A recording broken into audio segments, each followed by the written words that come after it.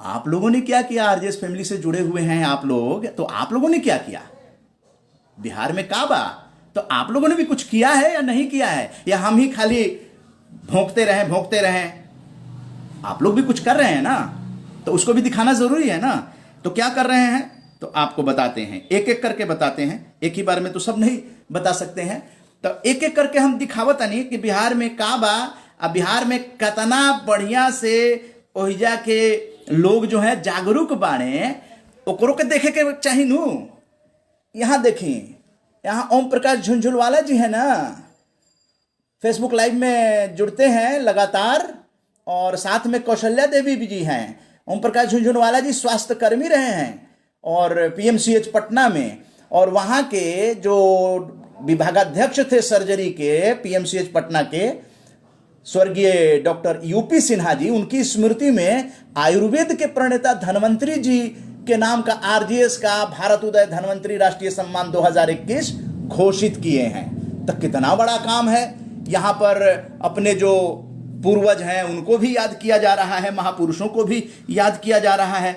यही नहीं बल्कि और भी आपने देखा धन्वंतरी जी को वहां पर, और भी लोग हैं जिनको दिखाना हमारा फर्ज है। सिंधु सिंह जी डीआईजी, आप जानते हैं बिहार पुलिस में राम लक्ष्मण बाबू थे, उनकी मृत्यु के बाद उनकी एक तरह से श्रद्धांजलि दे रही हैं उनकी धर्मपत्नी डॉक्टर राजेंद्र प्रसाद जी के नाम से आरजेएस भारत उदय डॉक्टर राजेंद्र प्रसाद राष्ट्रीय सम्मान। अब इस सब सम्मान से क्या होगा कि हम लोग उन पूर्वजों को भी याद करेंगे, और साथ में इन महापुरुषों पर किताब में आ जाएगा, ये लोग किताब के अंदर आ जाएंगे। यह तक ना रही, ये किताब तो इतिहास बनी, डॉक्यूमेंटेशन हो जाई, एक साथ साथ भूगोल भी बनी, यानी कि आरजेएस सकारात्मक मंदिर बनी, चाहे मेमोरियल बनी। एक 27 तारीख की घोषणा हुई, विधिवत घोषणा हुई 27 तारीख के, पूरे 25 राज्य के आरजेएस फैमिली के लोगों के आमंत्रित करल जाता। वो लोग बात करी कि कैसन का होके के चाहिए ताकि भूगोलों में हमनी के हिस्सेदारी रहे। दिल्ली में ऐसा एक भूगोल बनावे के बाद यह नहीं कि आरजेएस फैमिली रुकल। ये देखिए रिंकल शर्मा जी रहे तो लेखिका पत्रकार हैं, और कौशाम्बी में, उत्तर प्रदेश में बा कौशाम्बी, दिल्ली से सटे हुए एनसीआर में, आपन स्वर्गीय पिताजी दिनेश चंद्र शर्मा जी के बड़ा समाजसेवी रही दिनेश चंद्र शर्मा जी। इनकर स्मृति में राष्ट्र कवि रामधारी सिंह दिनकर जो बिहार के रहन, उनके नाम पे आरजेएस के सम्मान घोषित बा। तो बिहार में का बा, तो बिहार में रामधारी सिंह दिनकर बाणे, राजेंद्र प्रसाद जी प्रथम राष्ट्रपति। अब प्रथम राष्ट्रपति के देखिए कितना नाम बा कि उनकरा नाम खातिर ये जो मनोज त्रिवेदी जी मध्य प्रदेश के हैं, यहाँ के अपन माता पिता के नाम पर ये राजेंद्र प्रसाद जी के, देखिए मध्य प्रदेश के आरजेएस फैमिली से जुड़े हुए मनोज त्रिवेदी जी ग्रुप में जुड़े हुए हैं, और वो राजेंद्र प्रसाद जी को सम्मान दे रहे हैं अपने माता पिता की स्मृति में। ये है आरजेएस फैमिली, इस तरह से काम करल जाता। देखनी ना, यह नहीं, आकाशवाणी में एगो बड़हन अधिकारी, कार्यक्रम अधिशासी, जानन नु, प्रोग्राम एग्जीक्यूटिव, यह लोग प्रोग्राम करेला तो हमनी के पास ही पहुंचेला। तो का बा, तो ये साइंस के सेक्शन है, दिल्ली स्टेशन पार्लियामेंट स्ट्रीट पे जो आकाशवाणी बा, वहां यहाँ के कार्यक्रम अधिशासी हैं दिलीप झा जी, श्रीमती सुधा झा जी। आरजेएस एगो फैमिली है नो, तो नोएडा एनसीआर दिल्ली में रहे यहाँ के।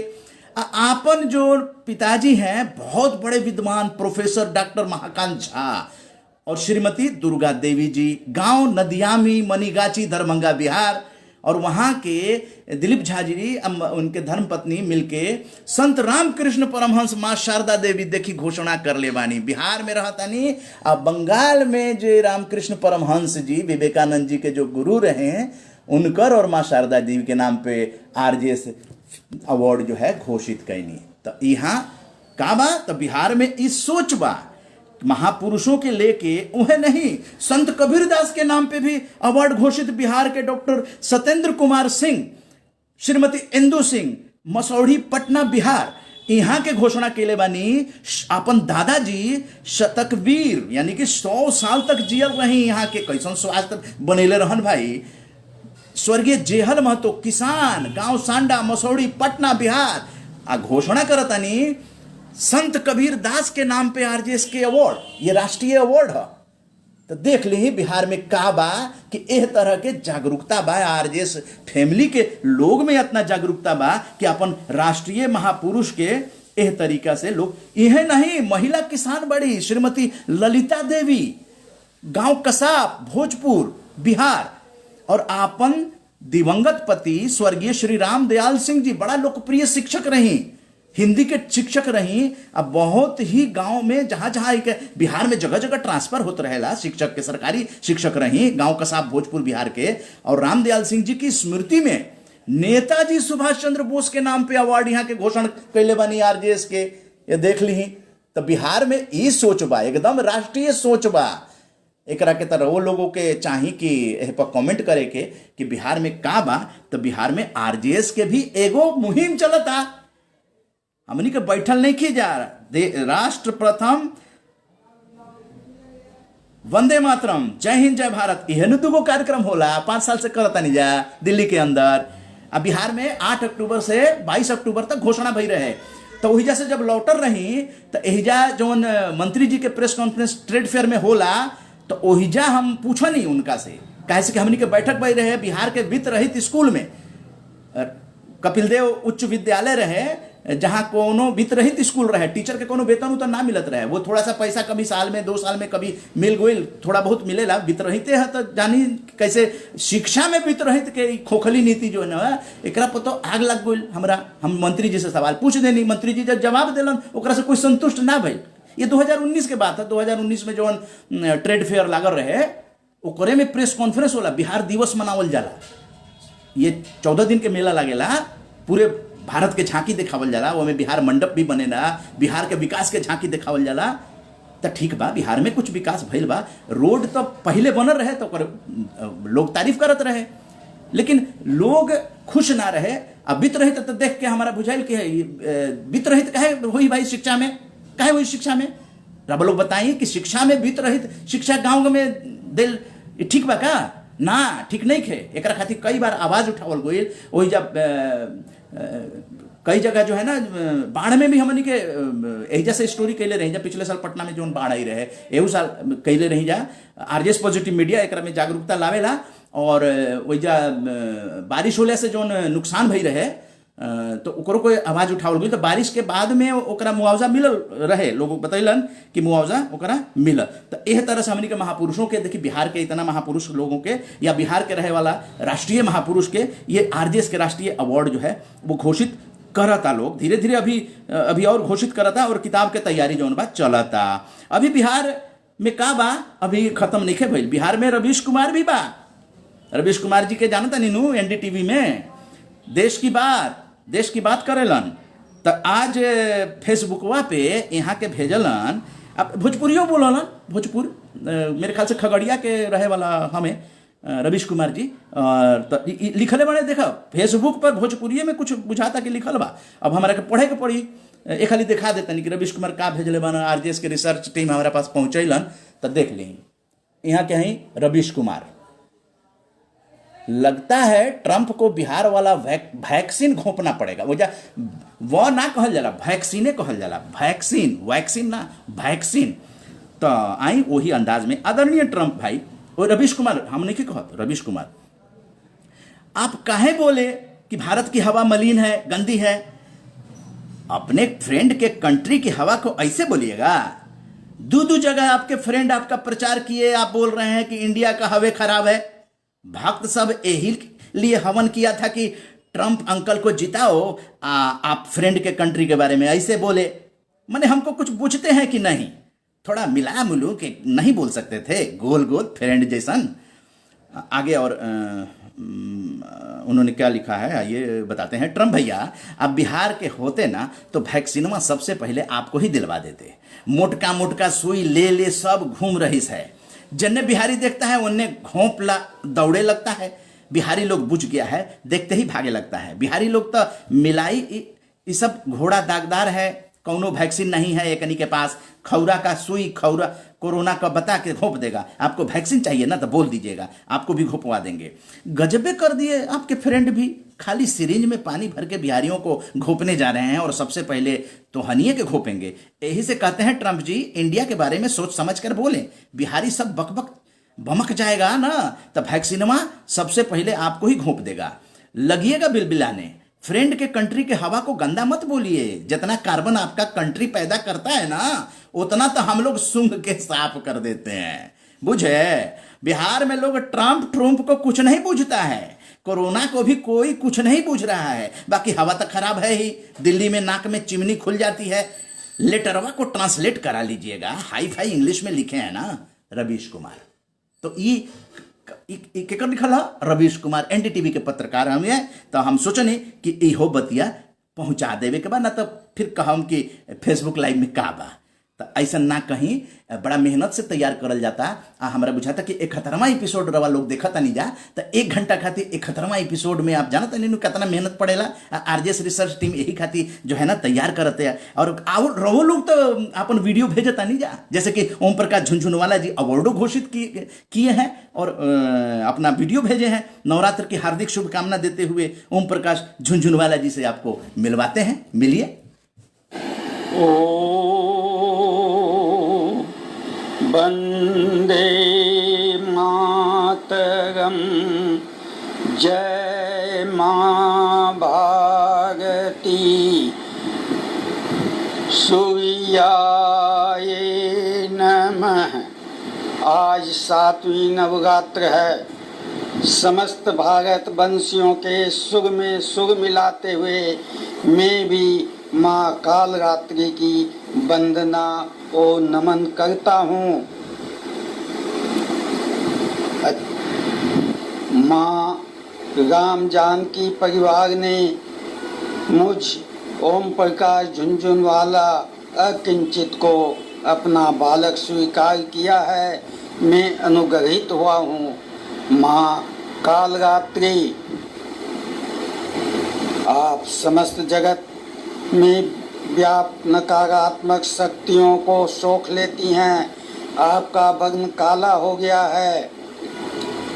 आप नकारात्मक शक्तियों को सकारात्मक ऊर्जा में विकिरण के रूप में बदलकर अपने भक्तों की सकारात्मक सोच वाले भक्तों के हृदय में प्रतिष्ठित होती हैं। माता श्री भारती आज हमारी सकारात्मकता शक्तिहीन हो गई है, नकारात्मकता बलवती है। हमारी सकारात्मक सोच एक सपने की तरह होती है। नकारात्मक सोच माँ भारती आपकी प्रतिष्ठा का हनन कर रही है। माँ कालरात्रि हमें अपनी इच्छा, चिति शक्ति और सामर्थ्य शक्ति देकर आरजेएस परिवार को अनुग्रहित करें। आरजेएस वाणी को साकार करने में सक्षम और सक्रिय रहें। जय महाभारती। राष्ट्र प्रथम वसुधैव कुटुम्बकम् वंदे मातरम। जी हाँ, तो राष्ट्र प्रथम वंदे मातरम ये आरजेएस का नारा है और ओम प्रकाश झुनझुनवाला जी ने ये पहुंचाया आप लोगों तक। कालरात्रि दिवस है और माता की वंदना इन्होंने प्रस्तुत की है। तो बिहार में का बा, तो ये ओम प्रकाश झुनझुनवाला जी बिहार के ही रहने वाले हैं और पटना में रहते हैं, रिटायर्ड हैं। और इन्होंने आरजेएस का एक अवार्ड घोषित किया है अपने जो विभागाध्यक्ष पीएमसीएच पटना बिहार के सर्जरी विभाग के थे डॉक्टर यूपी सिन्हा जी। तो ये हैं ओम प्रकाश सिन्हा जी, ओम प्रकाश झुनझुनवाला जी। ओम प्रकाश झुनझुनवाला जी की जो सुपुत्री हैं सुमन झुनझुनवाला जी भी आज आरजेएस फैमिली से जुड़ चुकी हैं। तो ये परिवार इस तरह से आरजेएस का धीरे धीरे एक से दूसरे, दूसरे से तीसरे, तीसरे से चौथे, और लोग घरों में ये जो चीज़ें आप तक आ रही हैं ये यूट्यूब पर लोड हो जाती हैं। फिर उसके बाद घरों में इत्मीनान से लोग इसको सुनते हैं, सुनवाते हैं, कुछ उसमें से अच्छी बातें निकालते हैं। तो यहाँ पर हम इसका पटक्षेप कर रहे हैं क्योंकि वो बातें हो गई हैं। अब कुछ ऐसी बातें जैसे साहित्य की बातें हैं तो वो भी आप तक पहुँचाना चाह रहे हैं कि साहित्य जो है वो समाज का दर्पण होता है। औरत कविता की वेदना है, मन की गठरी। जी देखिए, स्वागत है। मन की गठरी बंधी ही रहती प्रीतम तो कितना अच्छा होता। मन की गठरी बंधी ही रहती प्रियतम तो कितना अच्छा होता। भावों की अभिव्यक्ति न होती प्रियतम तो कितना अच्छा होता। क्या बात है, बहुत सुंदर। सपने कितने सुंदर जो उन सपनों में तुम होते। वाह। नींद कहीं खुल न जाए मेरी, हौले से तुम थपका जाते। क्या बात है, बहुत सुंदर। उठा न देते तुम निष्ठुरता से जो तुम होते बिल्कुल सच्चे। वाह। जगा दिया कच्ची नींद से, स्वप्न रह गए मेरे कच्चे। स्वप्न रह गए कच्चे, बहुत सुंदर। मन की गठरी बंधी ही रहती प्रियतम तो कितना अच्छा होता। सच्चिदानंद जोशी जी के फेसबुक से कंगन ये, खनके, अखिल भारतीय सर्वभाषा संस्कृति, वो सब तुमको भले लगे। पायल पायल छनके कंगन खनके ने सब कुछ अच्छा अच्छा। हाँ। पायल छनके कंगन खनके तो सब तुमको भले लगे। जी। मन भीगे और आंखें छलके तो क्यों तुमको बुरे लगे। मन भीगे और आंखें छलके तो तुमको क्यों बुरे लगे। वाह। तुम तो मेरे मीत हो मन के, मेरे मन के रहवासी। जी। फिर क्यों मुझसे कहते हो पी जाओ अपने आंसू। क्या बात है, बहुत सुंदर। दिखाते ना तुम दया जरासी, दुबकी रहती घोंसले में, बाहर न निकलती प्रियतम तो कितना अच्छा होता। बहुत सुंदर। मन की गठरी बंधी रहती प्रियतम तो कितना अच्छा होता। बहुत बहुत ही सुंदर। ये जी हाँ, सच्चिदानंद जोशी जी के फेसबुक लाइव से ये लिया गया था। और कविता और कहानी जो है वो हमें प्रेरित करते हैं। और अब हम आपको एक और चीज़ बिहार के बारे में सुनाना चाहेंगे। संजय सलील जी हैं और उन्होंने फेसबुक पे ये साझा किया है। तो वो बिहार की यात्रा कर रहे थे और उन्होंने क्या सोचा था, क्या देखा, वो एक संजय सलील जी के ही शब्दों में, बिहार में काबा ना 2 गज दूरी बा ना मास्क जरूरी बा। अरे बाप, ना 2 गज दूरी बा ना मास्क जरूरी बा, काबा। राजधानी एक्सप्रेस से निर्धारित समय से करीब 10 मिनट पहले बरौनी रेलवे स्टेशन पर उतरा संजय सलील जी उतरे तो बेहद आश्चर्यजनित रह गया। दिल्ली से जब बिहार से अपने दोस्त परिजनों से फोन पर बात होती थी तब बताते थे कि लोग मास्क नहीं पहनते हैं। मैं सोचता था कि कुछ एक लोग बड़े आत्मविश्वास से लबरेज होंगे, लेकिन जब स्टेशन से बाहर निकलकर बोलेरो ड्राइवर ने मास्क पहन रखा था से अपनी जन्मभूमि बखरी के लिए निकला तो रास्ते भर जो देखता आया उससे अचंभित होना स्वाभाविक भी था। 2 बातें हैं, या तो बिहार में कोरोना नहीं है या फिर लोगों को अपनी इम्यूनिटी पर इतना ओवर कॉन्फिडेंस है कि वे कोरोना को बिना ढिलाई बरते ही शिकस्त दे सकते हैं। जब तक दवाई नहीं तब तक ढिलाई नहीं। बिहार के चुनावी माहौल में के बीच ये अपील चारों खाने चित्त दिखाई दे रहा है। वहां पर हरीश कुमार शर्मा जी ने उस पर कमेंट किया है। जैसे आप लोग कमेंट करते हैं और कमेंट बहुत जरूरी होता है क्योंकि आप जब कमेंट करेंगे तो उस पर फिर बातचीत, अभी कार्यक्रम के अंत में सब लोगों का नाम लिया जाता है और फिर बातचीत की जाती है उन विषयों पर जो आपके विचार हैं उस पर चर्चा की जाती है और ये यूट्यूब पर चला जाता है। ये जो चर्चा होगी वो यूट्यूब पर चला जाता है। हर्ष कुमार शर्मा जी संजय सलील जी के इस पोस्ट पर टिप्पणी कर रहे हैं। वाह, आपने यात्रा वृत्तांत को लिखकर आपने सचमुच हमें भी बिहार में कोरोना के प्रभाव से परिचय करवा दिया। सुंदर लेखन। मतलब कि अभी तो इलेक्शन भी चल रहा है और लोग डिस्टेंसिंग का पालन नहीं कर रहे हैं, तो ये एक अपने आप में एक बहुत बड़ा सवाल भी है। चुनावी माहौल में आखिर हमारे जो नेता लोग हैं वो लोग क्यों नहीं ऐसा कर पा रहे हैं? करना चाहिए उनको। और त्यौहार के मद्देनज़र अब हम आपको एक खबर भी सुना रहे हैं कि दिल्ली सरकार ने, ये सांध्य वीर अर्जुन जो आरजेएस पॉजिटिव मीडिया है उनकी खबर है, दिल्ली सरकार अपने कर्मचारियों को अग्रिम विशेष त्योहार पैकेज के तहत प्रत्येक कर्मचारी को 10,000 रुपये देगी। चलिए बधाई हो सभी कर्मचारियों को, जो दिल्ली सरकार के कर्मचारी हैं उनको बधाई। वहीं पर एक बुजुर्ग महिला क्या कहती है, नहाने को पूछा ना पानी गरम, नहाने को पूछा ना पानी गरम, नहाने को पूछा ना पानी गरम, हड्डियों को गंगा नहलाते हैं वो। जी हाँ, तो समझ गए होंगे, एक बार फिर से सुना देते हैं जिन लोगों ने। नहाने को पूछा ना पानी गरम, नहाने को पूछा ना पानी गरम,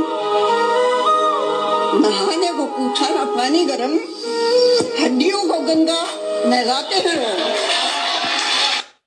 जी हाँ, तो इस तरह की बातें भी थोड़ा थोड़ा बीच में आपके विचार के लिए। वहीं पर डॉक्टर अशोक अग्रवाल जी हैं, एडवोकेट अशोक अग्रवाल जी हैं, और बिना टीसी और मार्कशीट के दिल्ली के स्कूलों में होगा दाखिला। दिल्ली हाईकोर्ट के निर्णय पर उन्होंने अपना वीडियो भेजा है।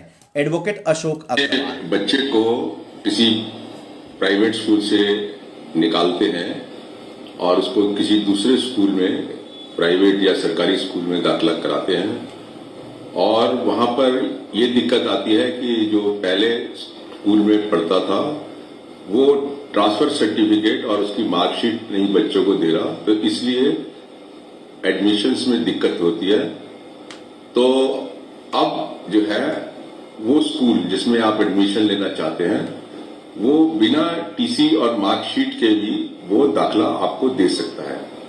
आज दिल्ली हाई कोर्ट ने एक केस में इसी तरीके की direction new Delhi municipal council को दी है, जिसमें जो पेटिशनर के 2 बच्चे जो थे वो रामदास स्कूल में पढ़ते थे और रामदास स्कूल ने उनको टीसी नहीं दिया और मार्कशीट नहीं दिया, तो उनको प्रॉब्लम आ रही थी। तो हाईकोर्ट ने आज न्यू दिल्ली म्युनिसिपल काउंसिल को ये डायरेक्शन दिया है कि वो उन बच्चों को बिना टीसी और मार्कशीट के ही उनको जो है एडमिशन दे दें। तो मैं समझता हूं कि ये बहुत ही एक इम्पॉर्टेंट ऑर्डर है दिल्ली हाई कोर्ट का कि जो एडमिशन्स हैं बच्चों के, चाहे गवर्नमेंट स्कूल में या किसी प्राइवेट स्कूल में, वो इस बात को लेकर नहीं रुकेंगे कि उन बच्चों का प्राइवेट स्कूल में जो है वो मार्कशीट और उसका ट्रांसफर सर्टिफिकेट नहीं दिया है।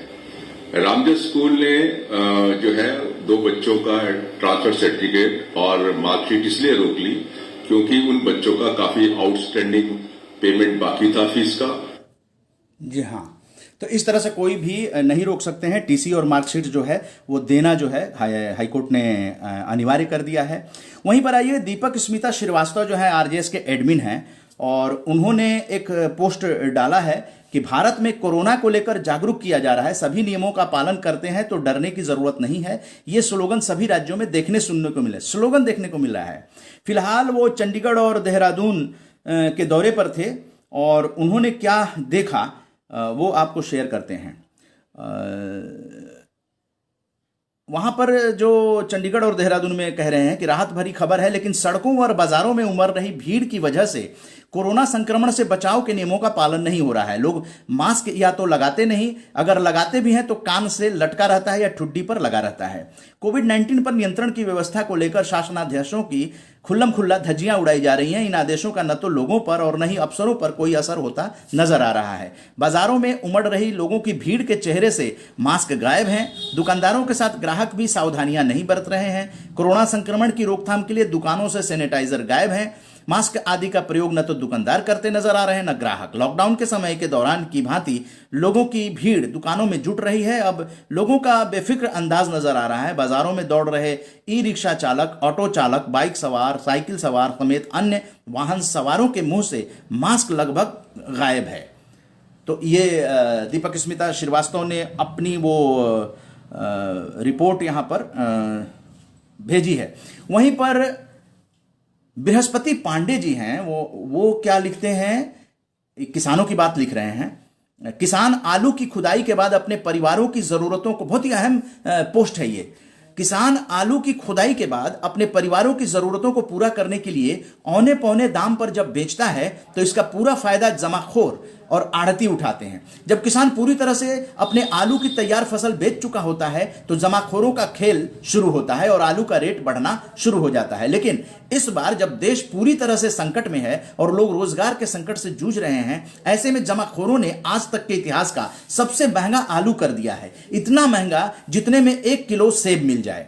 लेकिन अफसोस, सेब सेब होता है और आलू आलू होता है। लोगों को लग रहा है कि आलू महंगा हुआ है तो इसका फायदा किसानों को मिल रहा होगा, लेकिन अफसोस यह फायदा दलाल और जमाखोर ले रहे हैं। अब प्याज भी इसी तरह से 15 रुपये से अचानक 90 रुपये पहुंच गया है। सरकारें सत्ता हासिल करने के चक्कर में इतना मशगूल हैं कि कोरोना काल में आलू जैसी महत्वपूर्ण सब्जी के बढ़े दाम को लेकर कोई भी चिंता नहीं है। लेकिन आरजेएस की फेसबुक में ये चिंता आरजेएस की रिसर्च टीम ने की है और ये आरजेएस से जुड़े हुए जो वरिष्ठ पत्रकार हैं अरविंद कुमार सिंह जी, बहुत ही सकारात्मक पत्रकारिता करते हैं, उन्होंने ये शेयर किया है। महंगी प्याज, महंगा आलू, ये आप लोगों तक शेयर किया गया है।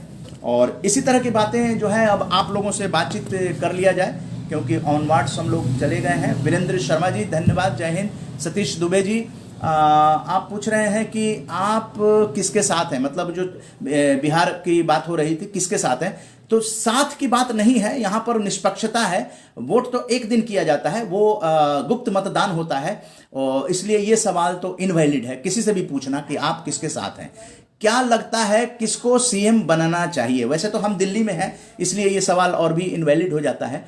क्या लगता है किसको सीएम बनाना चाहिए, जी हाँ, इस पर हम लोग बातचीत करते हैं, क्योंकि सकारात्मक जो मतदान है और सकारात्मक राजनीति है, तो जो लोग अपने इलाके का ख्याल पहले से रखते आए हैं और जिनकी छवि है इस तरह की, जो लोगों से जुड़ाव है, तो ये है कि वो सही उम्मीदवार का चयन आप लोग कीजिए। अगर बिहार में है तो अपने अपने क्षेत्र के उम्मीदवारों में टिप्पणी वो कीजिए, उसका आकलन निकालिए कि कौन सा उम्मीदवार कैसी छवि का है। अगर वो अच्छी छवि का है तो उसमें से चुनिए कि सबसे अच्छी छवि का कौन है, कौन जनता के सुख दर्द में उसका इतिहास रहा है, उसका खानदान, शादी ब्याह करते हैं तो खानदान को देखते हैं ना जी।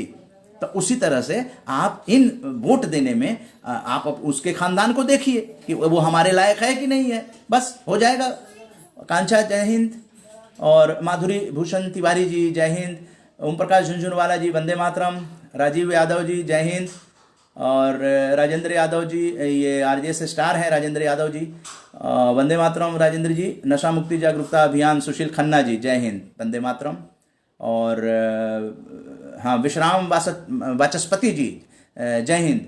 केपी मलिक साहब आपको भी जय हिंद, बहुत अच्छा काम कर रहे हैं वाचस्पति जी और केपी मलिक साहब भी। पत्रकारों के लिए केपी मलिक साहब बहुत चिंता जाहिर करते हैं, किसानों को लेकर इनके लेख जो हैं फेसबुक पे आता रहता है, तो इससे आदमी की एक छवि बनती है। तो इसमें क्या है, 4 लाइन क्या अपना मैसेज लेकर अगर आप आते हैं तो निश्चित रूप से उन पर कुछ चर्चा होती है, कुछ बातें होती हैं, वो दूर तक जाती हैं, क्योंकि यूट्यूब पर ये लोड हो जाता है और फिर आरजेएस जो इतिहास और भूगोल दोनों बनाने जा रहा है उसका ये पार्ट हो जाता है। क्योंकि हम लोग इसको लगातार जो है जीवंत रखते हैं। जो भी आरजेएस में बैठकें होती हैं, ये भी एक ऑनलाइन बैठक है, डिजिटल बैठक है, फेसबुक लाइव है, तो ये भी आरजेएस के इतिहास में शामिल हो रहा है, इसलिए ये महत्वपूर्ण है। और नशा मुक्ति जागरूकता अभियान के सुशील खन्ना जी वंदे मातरम, रिंकल शर्मा बहन जी वंदे मातरम, डॉक्टर विनय कुमार विष्णुपुरी जी लेखक भी हैं, कवि भी हैं, जय हिंद जय भारत वंदे मातरम, सकारात्मक भारत आंदोलन आप लिख रहे हैं। और देवेंद्र सिंह तोमर जी बहुत ही हेल्पफुल व्यक्ति हैं और WGI में भी अभी अधिकारी बनाए गए हैं, वर्किंग जर्नलिस्ट ऑफ इंडिया में देवेंद्र सिंह तोमर जी जय हिंद। पुनीत कुमार जी को जय हिंद। पुनीत कुमार जी बिल्कुल बने रहिए, आरजेएस एक सकारात्मक परिवार का सकारात्मक भारत आंदोलन है, आप सब उस परिवार में शामिल हैं। सकारात्मक लोग पूरे भारत के इसमें शामिल हैं और इतिहास के बाद अब भूगोल की तैयारी कीजिए, दिल्ली के अंदर इसका भूगोल बनने जा रहा है। अमरेंद्र कुमार मिश्र जी आरजेएस स्टार भी हैं और पत्रकार भी हैं, साथ में ये कवि भी हैं, फेसबुक लाइव में इनकी कविता को शेयर किया गया था। अमरेंद्र कुमार मिश्र जी जय हिंद। भोजपुर जिला के पत्रकार हैं, गढ़हनी, और बैठक जब हुई थी बताया हमने 8 अक्टूबर से पिछले साल 22 अक्टूबर तक बिहार की यात्रा थी आरजेएस पॉजिटिव मीडिया की, तो आप सभी पॉजिटिव पत्रकार वहां पहुंचे थे। वित्त रहित स्कूल में बैठक हुई थी रत्नाड़ भोजपुर में, वहां पे आइडियल एजुकेशन सेंटर है, वहां पर भी बैठकें हुई थी और जागरूकता शिक्षा के क्षेत्र में करने का प्रयास किया गया है। अमरेंद्र कुमार मिश्र जी लिख रहे हैं बहुत सुंदर। सुमन कुमारी जी जय माँ दुर्गा जी, आपको भी जय दुर्गा जी की कृपा बनी रहे सभी पे। जय माता दी। अमरेंद्र कुमार जी और राजेंद्र यादव जी, जय हिंद। अमन बा चैन बा जी, और खलील मोहम्मद साहब, मेरे ख्याल से जय हिंद खलील साहब, आप भी जुड़ते हैं, अच्छा लगता है। पश्चिम बंगाल से है मेरे ख्याल से। और दूरदर्शन में इशहाक खान साहब हैं, हमारे मित्र हैं, आरजेएस फैमिली से जुड़े हुए हैं। आरजेएस के राष्ट्रीय कार्यक्रम में भी आपने हिस्सा लिया है। और सिलीगुड़ी में इशहाक खान साहब जब बैठक हो रही थी आरजेएस की, उसमें आप अतिथि थे और आपने कविता सुनाई थी। और जो आयोजक थे उन्होंने मुझे कहा था कि इशहाक खान साहब की कविता बहुत ही अच्छी थी। तो आप बहुत ही अच्छे हैं, सकारात्मक व्यक्तित्व है, कविता लिखते रहते हैं। और राष्ट्रीय वेबिनार में भी आप शामिल हुए थे, वीडियो भी भेजा था। कैमरा मारीदास जी, जय हिंद। इशहाक खान साहब लिखते हैं, कोरोना बिहार में बीमारी नहीं चुनावी मुद्दा है शायद। तो देखिए, चुनाव में लोग आ रहे हैं, लेकिन सावधानी की तरफ हम लोग ज़्यादा रखें कि लोग चाहे चुनावी रैली भी हो, लेकिन अपना जो है स्वास्थ्य का ध्यान रखें। जितना बच के रहेंगे उतना ठीक है, कोरोना की चपेट में न आए। अभी का समय तो वही है, अपना इम्यून सिस्टम बनाएं। और बिहार में इम्यून सिस्टम तो निश्चित रूप से होता है, लेकिन लापरवाही न करें। हम लोग तो यही कहेंगे, जब तक दवाई नहीं है तब तक ढिलाई नहीं है। लेकिन अब इलेक्शन है तो सावधानी रखिए, यही कहते हुए कल सायं 8 बजे 72वां एपिसोड लेकर आप लोगों के साथ उपस्थित होंगे। लेकिन यहाँ पर अपने विचार जो हैं वो पुख्ता विचार लेकर आइए, क्योंकि यूट्यूब पे ये लगने जा रहा है। तो वो विचार जो हैं आपके इस सूचना क्रांति के दौर में दूर तक चले जाते हैं कि आपने क्या कहा, आपने क्या लिखा। आरजेएस की तरफ से जो एफर्ट्स हो रहे हैं सकारात्मक भारत आंदोलन का, आपने जो कुछ भी देखा उस पर आप रिएक्ट कीजिए और इसको बेहतर बनाने की तरफ आप कोशिश कीजिए, क्योंकि मेहनत तो उतना ही होता है, मेहनत तो लगी रही है। तो मेहनत में आपके अनुसार ये प्रोग्राम बने, हम तो ये चाहते हैं। हमारे अनुसार प्रोग्राम हो ये हम नहीं चाहते हैं। आप वीडियो भेजिए, आपकी वीडियो जो है स्तरीय हुई, सकारात्मक हुई, तो यहां आप खुद ही देख सकते हैं। ये आपका चैनल है, ये आपका मैटर है, ये आपका ही राम जानकी जो है ना, ये आपका ही है। ये इसको जैसे बेहतर बनाना चाहते हैं, हमारी कोशिश यही होगी कि आपकी बातों को ये मंच प्रदान किया जाए। हमें और किसी चीज से मतलब नहीं है, हमें मतलब है आपसे, भारतीय परिवार से मतलब है। चाहे गांव में रहें, चाहे शहर में रहें, कस्बे में रहें, महानगर में रहें, लेकिन आप भारतीय हैं। तो ये भारतीय परिवारों का ही ये मंच है, आपका मंच है। अगर अपना समझते हैं तो आप भेजिए और यहां पर आप उस चीज को देखिए। तो सायं 8 बजे कल 72वां एपिसोड लेकर उदय मन्ना हाजिर हो जाएगा आपकी सेवा में। और आप अगर वीडियो भेजते हैं, क्योंकि लगभग लोग आरजेएस के ग्रुप में जुड़े हुए हैं, तो वो उनकी आपकी वीडियो को यहाँ पे 2.5 मिनट से ज़्यादा ना हो, ये शर्त है। क्योंकि आप भी जानते हैं कि समय की पाबंदी होती है। तो 2.5 मिनट की वीडियो आप भेज सकते हैं अपने विचार, या फिर 10 लाइन का कोई मैसेज भेज सकते हैं। तो आपके नाम से वो मैसेज यहाँ पर पढ़ा जाएगा। यही तो जागरूकता है, आपके विचार को राष्ट्रीय मंच देने के लिए ही फेसबुक लाइव शुरू किया गया है। और 27 अक्टूबर को ध्यान रखिएगा, आरजेएस भूगोल बनाने जा रहा है। उसमें शामिल होने से आप इतिहास के अंग बन सकते हैं, क्योंकि वो खबर भी बनेगी, वीडियो भी बनेगी और वो पूरे भारत में पहुंचाई जाएगी। तो उस इतिहास में शामिल होने के लिए अगर आप जुड़ते हैं, क्योंकि भूगोल का निर्माण 27 अक्टूबर को 2:30 बजे घोषणा की जाएगी, उस वेबिनार में आप शामिल होइए। उसमें नए नए जो भेंटकर्ता हैं आरजेएस राष्ट्रीय सम्मान के, उनको विशेष तौर पर भी आमंत्रित किया गया है। वो भी अपने अपने विचार को व्यक्त करेंगे, क्योंकि आरजेएस एक भारतीय परिवार है। सकारात्मक पत्रकारिता, सकारात्मक फेसबुक लाइव से एक भारत निर्माण की एक कोशिश है। उसमें आप सबों का जो भी योगदान हो रहा है वो इतिहास में योगदान हो रहा है, क्योंकि इसका इतिहास लिखा जा रहा है। 27 अक्टूबर को आप भूगोल का निर्माण करेंगे। इसी के साथ जय हिंद जय भारत कहने की इजाजत चाहूंगा। कल सायं 8 बजे राष्ट्र प्रथम वंदे मातरम के साथ आपसे मुलाकात होगी। तब तक के लिए जय हिंद।